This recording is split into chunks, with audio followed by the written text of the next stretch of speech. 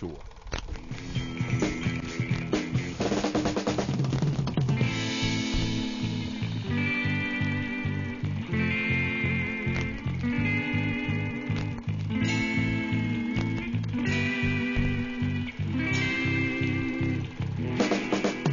The tone of this game, as we've said, is very sort of grindhouse, very exploitation, but it's really deeply rooted in 70s movies, buddy cop movies, chase movies, blaxploitation movies, if you wish. It's got all that feel in there, and they've watched many thousands of hours of video, and DVDs have been on in players while people are ostensibly working. It's that whole theme's very much core to what we've done, and they've utterly immersed themselves in it. I'm surprised more of them don't have afros right now. First thing to do is look at lots of zombie movies. We've watched every zombie movie ever made, I think, and a lot of the kind of straight-to-video B movies as well, the video nasties. And definitely we looked at all those zombie movies and the way in that zombies move. You know, sometimes they shuffle and amble around. In 28 Days Later, they're a lot more agile and can, you know, move a lot quicker. I think the grindhouse look fits that because they were all just exploitation. There was always loads of gore and like kind of ridiculous characters and stuff, so I think that works with the immediacy of just picking up a gun and shooting. Well, we've really tried to pull that together in all of the levels, I mean, in different ways. You know, the cool thing is that each of the level has almost been presented as a kind of a film in its own right kind of thing. The music is kind of lots of funk. We have some rock in there. We even have a kind of power ballad in there. And we wanted to kind of really create that soundscape through the music, making you nod your head with every beat while the outside's just passing you by. Voice acting in this game is really good. Having strong characters saying strong lines back and forth to each other allows you to deliver basically plot content, but without sort of tedious exposition. I enjoyed it. It's like a good Chinese dinner, you know. I was really impressed by the dialogue, the plots and the cutscenes. The first time I saw those, I was laughing so hard. The actual thing that makes me laugh the most has still got to be Washington's Lollipop. That line is never ever going to get old. You play your music, you play it your way, and I will just drive. Can I drive? No. Can I have a lollipop? Yes.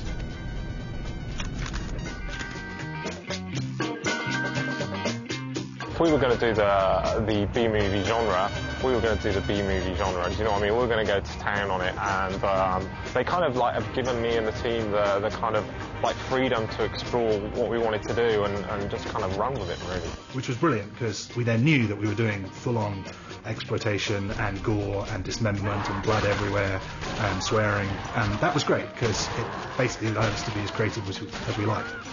So even though we'd read the script, we knew it was coming up, to actually see it there, like being performed and all animated, so it would always have a whole bunch of people around the screen and we'd all just be killing ourselves. You boys comfortable?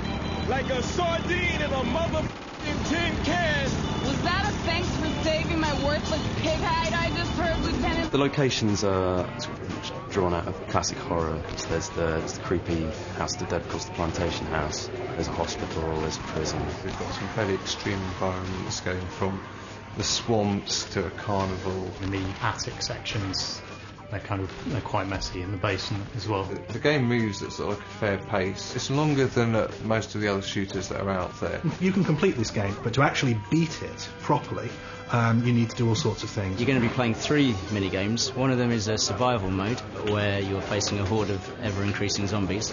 The second one is a shooting gallery, where you shoot different coloured targets. And the third one is a civilian saving mini-game. We had a lot of fun putting the gore parts in. So you've got things like heads getting spun around on drills, there's an armoured candy floss. I especially like the legs going down in meat grinder. Being able to change weapons, that's a very new addition to House of the Dead. We've normally had one weapon for the whole course of the game. We've got different reactions for each weapon is part of the fun of it. Using a hand cannon, you can see the zombie really thrown across the room. You've got deaths where they flip over.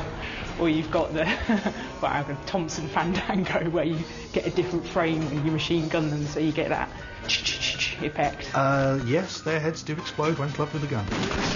Violence.